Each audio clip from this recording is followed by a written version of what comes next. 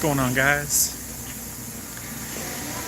Really quick video, another really quick video. First of all, I forgot to bring out the fact that the last video was my first live video. Secondly, I got another car over here. Really easy diagnostics. Unfortunately, it's very damning to the power steering system. Customer came in and said that he had no power steering and he's had to add fluid to it several times.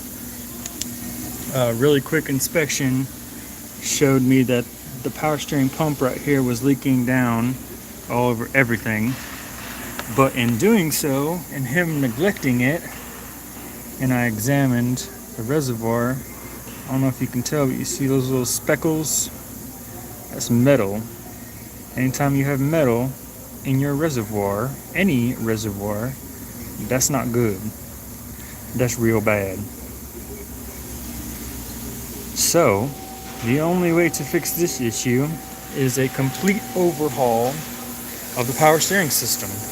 Reservoir, the pump, all the lines that leading down to the rack and pinion, or steering gear, whatever you want to call it. And this particular car, the power steering system cools through the condenser and radiator. So unfortunately, this vehicle will need a radiator, condenser, power steering pump, reservoir, and a rack and pinion.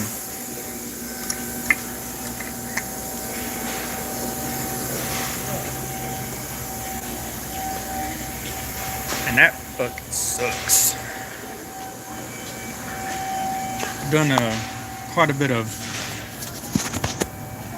bit of work to my vehicle in terms of, suspension needs and stuff like that. Hydro booster, pretty much entire overhaul of my front end. That was nowhere near what this is going to cost on some of these newer cars. So I mean, if you have a leak in general, you need to get it looked at. You let it go too long, you're going to have to replace a whole bunch of stuff.